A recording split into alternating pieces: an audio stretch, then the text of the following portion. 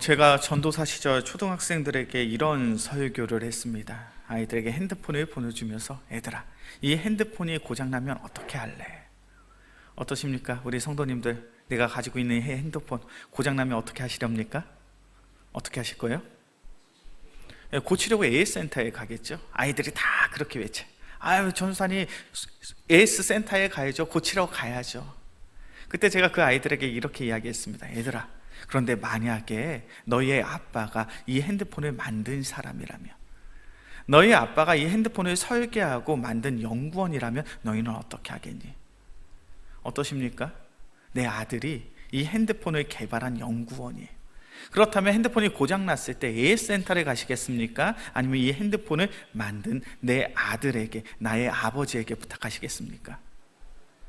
내 아들, 내 아버지에게 부탁하겠죠. 오히려 AS센터에 가서 기사님에게 이 고장난 핸드폰을 보여주는 것보다 이 핸드폰을 설계하고 만든 이에게 이 핸드폰을 보여주는 것이 가장 확실하게 고칠 수 있는 방법입니다. 제가 아이들에게 그 이야기를 왜 했을까요? 우리의 기도가 그렇다는 거예요. 우리가 기도하는 기도의 대상 되시는 하나님이 어떤 하나님이십니까? 이 세상을 창조하신 하나님, 말씀으로 이 세상을 만드신 하나님, 그 하나님을 우리는 아버지라 부를 수 있고 그 아버지에게 우리는 우리의 삶의 어려움들을 이야기할 수 있지. 우리의 기도는 그런 거야. 우리가 이 세상을 살면서 때론 내가 해결할 수 없는 힘들고 어려운 일이 있을 때 그 문제를 가지고 하나님께 기도하면 하나님께서 우리의 기도에 들어 응답하여 주시고, 하나님이 나의 기도에 의해서 나를 도와주시고 나를 지키시고 나를 보호해 주시는 하나님. 그렇기 때문에 우리는 신앙생활하면서 꼭 하나님께 기도해야 돼. 제가 초등학교 학생들에게 이렇게 설교했어요. 어때요? 좋은 설교자입니까? 나쁜 설교자입니까? 좋은 설교자잖아요. 아이들의 눈높이에 맞춰서 아이들이 잘 이해할 수 있게끔 제가 그렇게 설교를 한다면 저도 뿌듯한 거예요. 야, 아이들이 이 정도 이렇게 설교했으면 이제 잘 알아들었겠지.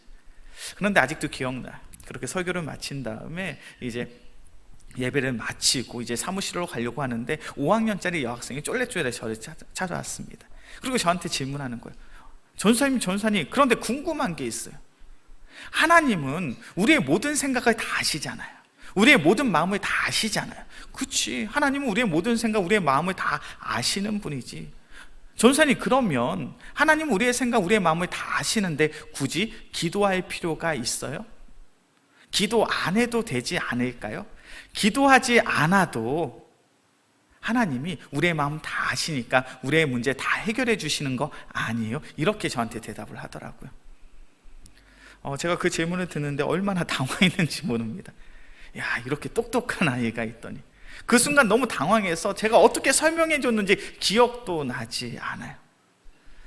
우리가 신앙생활하면서 우리가 기도해야 된다는 것을 너무나도 잘 알고 있죠. 그리고 우리는 기도하는 성도의 삶을 살고 있습니다. 그런데 중요한 것은 우리도 문득 그런 생각 들 때 있잖아요. 하나님은 이 세상을 창조하신 전능의 하나님이신데 우리의 머리카락까지도 세시는, 우리의 모든 것을 다 아시는 그런 하나님이신데 내가 지금 얼마나 아픈지, 내가 얼마나 지금 힘든지, 내가 얼마나 괴로운 인생을 살아가고 있는지 주님이 다 아실 텐데 굳이 내가 기도할 필요가 뭐가 있어? 기도하지 않아도 하나님께서 나를 다 아시니까 나의 문제 해결해 주셔야 되는 거 아니야? 그런 생각이 우리의 마음속에 문득 들 때가 있지 않습니까? 오늘 본문의 말씀은 그러한 마음, 그런 질문을 가지고 있는 이들에게 귀한 해답을 제시해 주고 있습니다. 오늘 본문의 말씀을 보니까 하나님이 어떠한 하나님이신지를 분명히 성경은 고백하고 있어요. 시편 33편 6절에서부터 9절까지의 말씀입니다. 시편 33편 6절에서부터 9절까지의 말씀 제가 먼저 봅니다. 여호와의 말씀으로 하늘이 지음이 되었으며 그 만상을 그의 입 기운으로 이루었도다.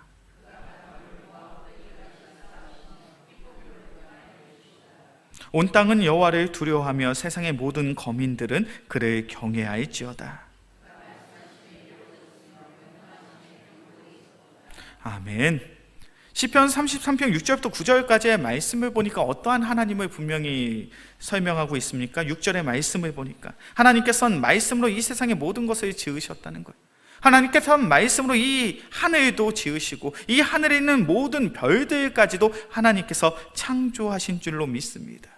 그리고 7절의 말씀을 보니까 바다에 넘치는 이 물 또한 하나님께서 말씀으로 지으신 거예요. 하나님께서는 이 세상의 모든 것들을 다스리고 통치하시는 전능의 하나님이십니다. 그렇게 시편의 기자는 이렇게 고백하고죠. 그가 말씀하심에 이루어졌으며 명령하심에 견고히 섰더라. 이 세상에 있는 모든 것들은 하나님이 말씀하심으로 창조된 것이요, 하나님이 말씀하심으로 지은 바 된 것이다. 시편의 기자는 한결같이 이 세상을 창조하신 창조의 하나님, 전능의 하나님을 고백하고 있습니다. 그리고 오늘 본문의 말씀을 보니까 이 창조의 하나님이 우리를 향한 하나님의 놀라운 계획을 가지고 계시다는 거예요. 시편 33편 10절과 11절의 말씀이죠. 시편 33편 10절과 11절의 말씀 함께 봉독합니다. 여호와께서 나라들의 계획을 폐하시며 민족들의 사상을 무효하게 하시도다. 여호와의 계획은 영원히 서고 그의 생각은 대대에 이르리로다. 아멘. 시편 33편 10절과 11절의 말씀을 보니까 이 세상에 살아가는 많은 사람들이 자신들의 계획을 가지고 있어요. 그런데 중요한 것은 내가 세운 계획들은 결국 폐해지고 결국 변하여지고 결국 실패하고 결국 사라지더라는 거예요. 우리 인간이 세운 계획은 그러합니다. 우리 인간들이 세운 계획은 영원할 수가 없어요. 인간들이 세운 계획들은 결국 변할 수밖에 없고 실패할 수밖에 없고 사라질 수밖에 없습니다. 그러나 11절의 말씀을 보니까 하나님의 계획은 어떠하다고요? 하나님의 계획은 영원히 서고 그의 생각은 대대에 이르리로다. 하나님의 계획은 영원히 세워지는 줄로 믿습니다. 하나님의 계획은 결단코 변하지 않는 줄로 믿습니다. 하나님의 계획은 자자손손 후대의 사람들에게 대대로 이어지는 줄로 믿습니다. 이것이 하나님이 통치하시는 세상의 원리예요. 인간의 계획과 인간의 생각은 사라지고 묻혀지고 변할 수밖에 없지만 하나님의 계획은 사라지지 않습니다. 하나님의 계획은 영원합니다. 그 변치 않는 하나님의 계획이 우리의 삶을 인도하고 계신 줄로 믿습니다. 그렇기 때문에 우리는 기도해야 돼요. 왜요? 기도해야 우리는 하나님의 뜻을 분별할 수 있고 하나님의 계획을 깨달을 수 있어요. 이 세상을 향한 하나님의 섭리가 있고 이 세상을 향한 하나님의 계획이 있는데 기도하지 않는 자들은 결단코 하나님의 계획을, 하나님의 섭리를 깨달을 수 없더라는 거예요. 우리 말씀을 찾아볼까요? 에레미야 33장 3절의 말씀입니다. 에레미야 33장 3절의 말씀, 우리가 너무나도 잘 알고 있는 말씀이죠. 에레미야 33장 3절의 말씀 함께 봉독합니다. 너는 내게 부르짖으라. 내가 내게 응답하겠고 내가 알지 못하는 크고 은밀한 일을 내게 보이리라. 아멘. 에레미야 33장 3절의 말씀을 보니까 무엇을 말씀하고 있습니까? 너는 내게 부르짖으라는 거예요. 우리가 하나님께 기도할 때 우리는 어떠한 모습으로 기도해야 됩니까? 부르짖음의 기도를 해야 될 줄로 믿습니다. 부르짖음의 기도라는 것은 어떠한 기도예요? 내가 할 수 있는 가장 절실한 마음을 가지고 가장 간절한 모습으로 기도하고 또 기도하는 것이 부르짖음의 기도인 줄로 믿습니다. 우리가 우리의 삶의 문제를 가지고 간절함으로 하나님 앞에 나아가 간절함으로 기도하고 기도해요. 그렇다면 하나님은 우리의 삶 속에 주시는 은혜가 무엇입니까? 에레미야 33장 3절의 말씀을 보니까 우리가 간절히 기도했더니 하나님은 우리의 삶 속에 어떤 은혜를 주신다고요? 내가 너에게 응답하겠고. 우리가 간절함으로 기도하면 하나님께서는 우리의 기도에 응답하여 주실 줄로 믿습니다. 우리가 육신의 질병의 문제를 가지고 간절함으로 기도하면 하나님께서 나의 병을 고쳐주실 줄로 믿습니다. 우리가 마음의 상처, 마음의 문제를 가지고 간절함으로 기도하면 주님께서 그런 우리를 찾아오사 우리의 마음을 만져주시고 우리의 마음을 위로하여 주실 줄로 믿습니다. 우리가 진학의 문제, 진로의 문제, 경제의 문제, 우리가 이 세상을 살아가면서 우리가 여전히 근심하며 걱정하며 염려하는 삶의 문제들을 가지고 간절히 기도하면 하나님께서 그런 우리의 기도에 응답하여 주실 줄로 믿습니다. 그래서 우리는 지금 신앙생활을 하고 있는 거잖아요. 우리가 신앙생활을 하는 이유가 바로 여기에 있잖아요. 어찌해서 저찌해서 우리의 신앙생활이 시작되었는데 우리가 신앙생활을 하면서 경험한 것이 무엇입니까? 신앙생활을 하면서 울며 겨자 먹는 식으로 교회에 나와서 신앙생활을 하다가 삶에 어려움이 있어요. 목사님이 기도하면 응답해 주신다니까.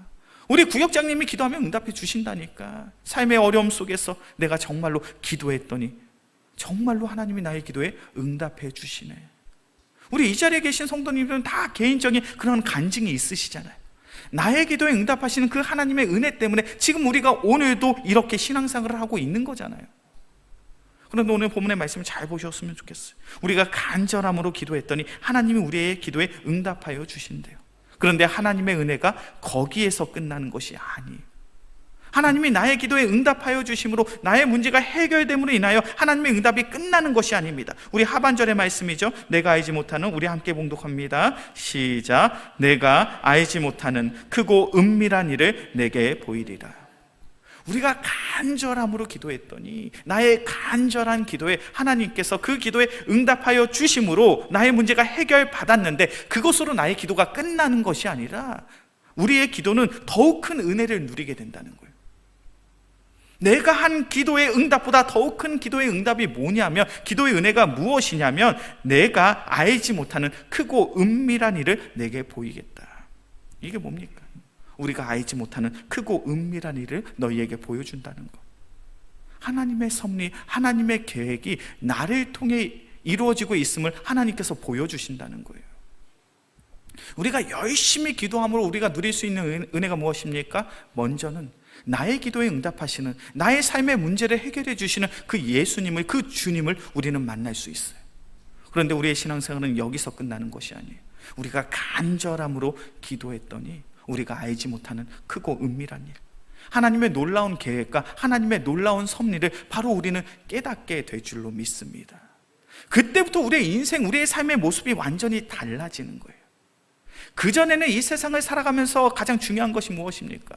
내가 잘 되는 것이 중요했어요. 내가 돈을 잘 버는 것이 중요했습니다. 내가 조금이라도 다른 사람들보다 높은 자리에 올라가는 것이 중요했고, 다른 사람들에게 인정받고 칭찬받는 것이 너무나도 중요했어요. 그런데 하나님의 놀라운 섭리와 인도하심을 깨닫고 보니 그것이 중요한 것이 아니에요. 그것보다 더욱 중요한 일들이 있더라는 거예요. 창세기 45장의 말씀을 보면 요셉의 인생이 그러합니다. 창세기 45장의 말씀을 보니까요, 이제 요셉이 자신의 형들 앞에서 애굽의 총리가 돼 자기 자신의 신분을 밝힙니다. 우리가 잘 아는 것처럼 요셉의 형제들은요, 애굽의 총리가 요셉일 것이라는 생각조차 하지 못했죠. 극적인 상봉의 자리입니다. 이제 애굽의 총리였던 요셉이 그 형제들에게 자신의 신분을 밝히고 있어요. 요셉이 자신의 형제들에게 내가 요셉이라고 밝힙니다. 그때 그 형제들의 반응이 어떠합니까? 큰 공포와 두려움에 사로잡히죠. 왜요? 요셉의 형제들이 요셉을 팔았잖아요. 죽이려고 했잖아요. 팔았잖아요. 우리가 죽이려고 했던, 우리가 팔아버렸던 그 요셉이 애굽의 총리가 되었다고. 절대적인 권력과 힘을 가지고 있는 애굽의 총리. 그렇다면 요셉이 명령만 하면 이곳에 있는 형제들 다 죽을 텐데, 공포와 두려움에 사로잡힌 거예요. 그때 요셉이 그 형제들에게 무엇이라고 말했는지 우리는 잘 알고 있죠. 창세기 45장 5절의 말씀인데 제가 봉독합니다. 당신들이 나를 이곳에 팔았다고 해서 근심하지 마소서, 한탄하지 마소서. 하나님이 생명을 구원하시려고 나를 당신들보다 먼저 보내셨나이다. 요셉이 무엇을 고백하고 있습니까? 형들 걱정하지 마. 형들 염려하지 마. 근심하지 말고 한탄하지 마. 형들이 나를 판 것은 하나님이 우리의 가정을 구원하시려고 나를 형들보다 먼저 보낸 거야. 그러니까 나는 절대로 형들에게 해코지하지 않을 거야.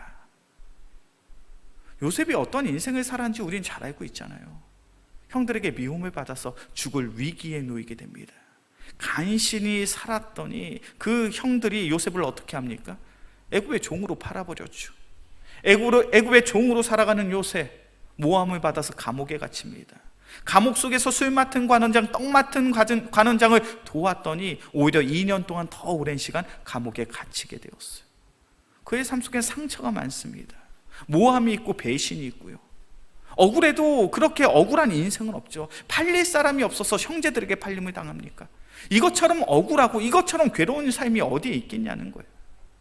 그런데 요셉은 고백합니다. 그것이 하나님의 섭리였다는 거예요. 그것이 하나님의 계획이었다는 거예요. 내가 이렇게 괴로운 인생을 산 것, 이것은 하나님의 저주에 하나님의 심판이 아니라 우리 가정을 구원하시기 위한, 우리의 가문을 구원하시기 위한, 하나님의 나라와 하나님의 민족을 세우기 위한 하나님의 섭리요 하나님의 계획이었다는 거예요. 내가 그것을 고백하고 있으니 당신은 더 이상 후회하지 말고 한탄하지 마소서. 우리가 기도해야 되는 이유가 바로 여기에 있는 줄로 믿습니다. 우리가 간절함으로 기도할 때 우리는 나를 향한 하나님의 계획과 하나님의 섭리를 깨달을 수 있어요.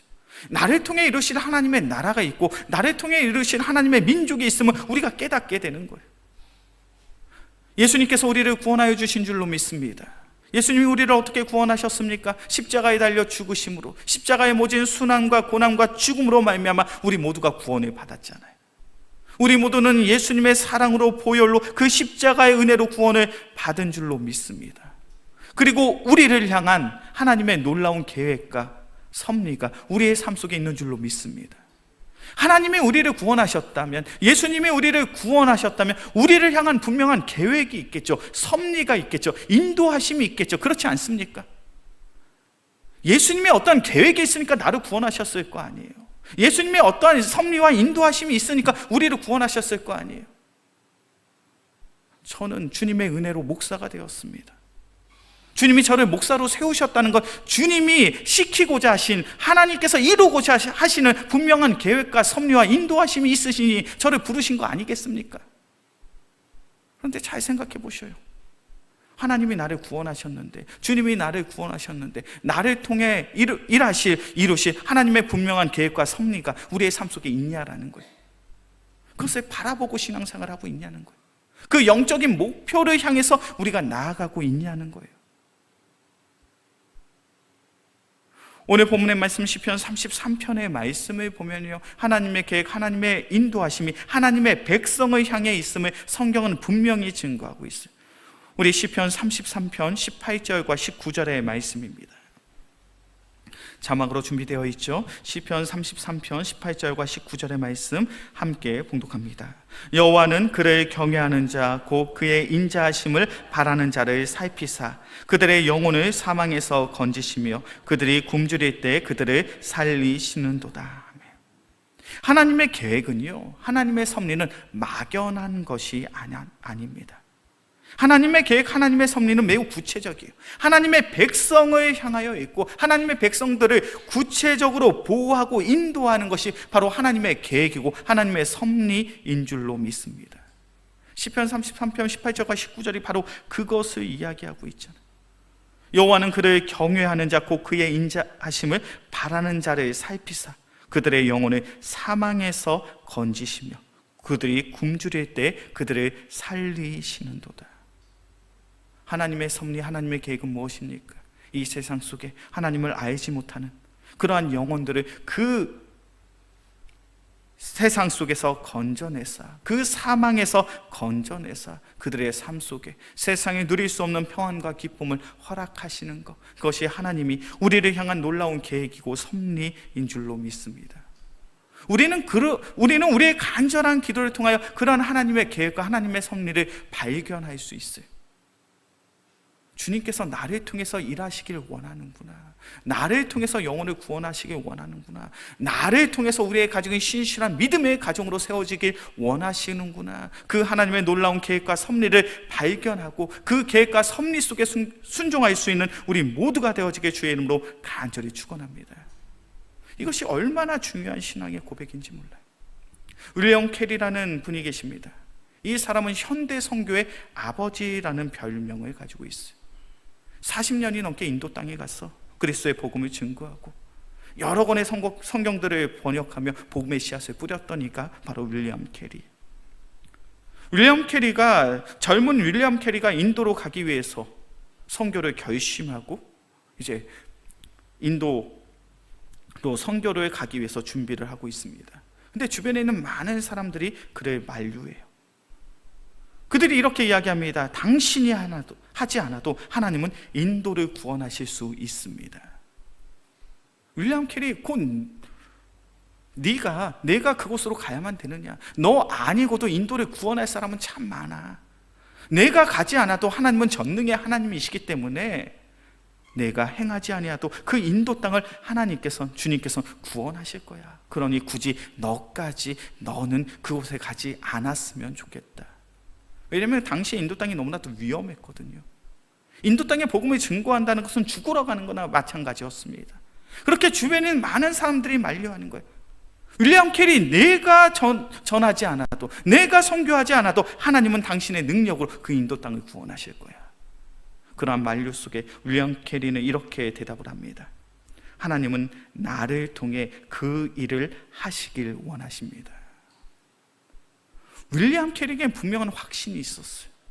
나를 통해서 주님께서 인도 땅에 복음을 전하시고 나를 통해 그들을 구원하시고자 하시는 하나님의 놀라운 계획과 섭리가 나에게 있음을 그는 분명히 아는 자였어요. 그의 간절한 기도를 통해 하나님께서 그의 마음속에 구원의 확신, 복음의 확신, 하나님의 섭리와 하나님의 계획을 통하여 이루실 하나님의 나라에 대한 확신을 그에게 허락하신 줄로 믿습니다. 우리의 신앙생활 속에 그런 확신이 있어야 돼요. 우리의 신앙생활 속에 그런 확신과 기대가, 소망이 있어야 됩니다. 그때 우리의 삶이 완전히 달라지는 거예요. 우리 영광교회 귀한 성도님들, 더욱 열심히 기도하셨으면 좋겠어요. 더욱 열심히, 더욱 간절히 기도함으로 나의 기도에 응답하시는 그 하나님의 놀라운 은혜를 체험하시기를 소원합니다. 그런데 중요한 것은 우리가 열심히 기도하면 나의 기도에 응답하시는 그 하나님의 은혜만으로 그 은혜가 멈춰지는 것이 아니라 나를 향한 하나님의 놀라운 계획, 하나님의 섭리를 발견하게 될 것입니다. 그때 우리 인생이 달라지는 것이고요, 그때 우리 영광교회가 달라지는 거예요. 제가 매주마다 한 주 한 주 얼마나 감사한지 몰라요. 우리 전도팀이 얼마나 열심히 전도 사역을 감당하는지 모릅니다. 올해부터는 특별히 조를 나누어서 구역 모임 마치고 우리 구역장님들을 중심으로 해서 전도 사역들을 하고 있어요.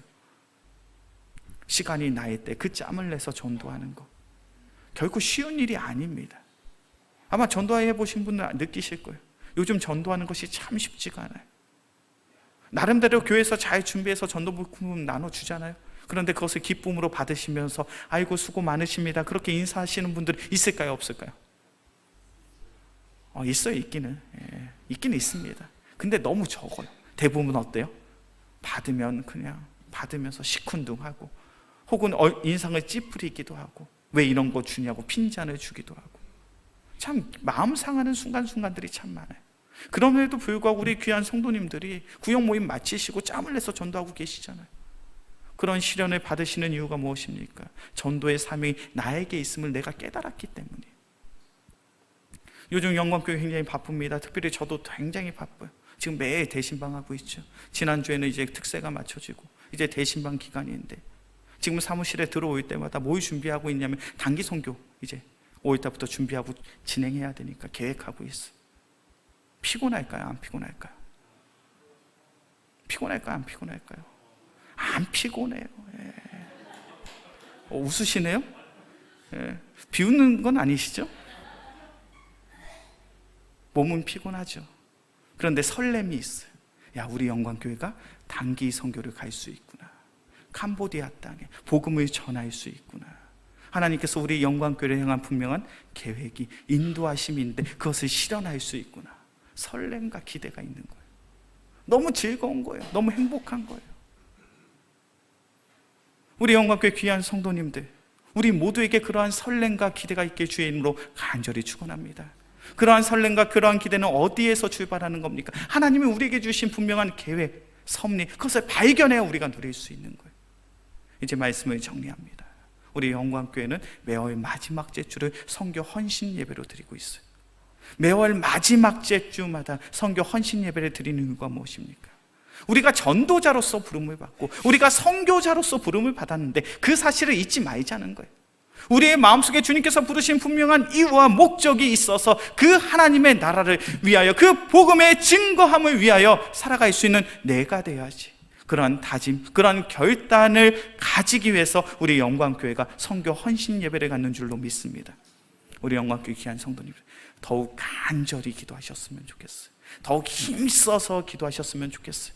그래서 우리가 알지 못하는 하나님의 크고 은밀한 그 놀라운 계획과 섭리가 바로 나에게 있음을 깨닫고 설렘과 기쁨의 마음을 가지고 우리 영광교회에서 귀한 사역들을 잘 감당할 수 있는 우리 모두가 되어지게 주의 이름으로 간절히 축원합니다.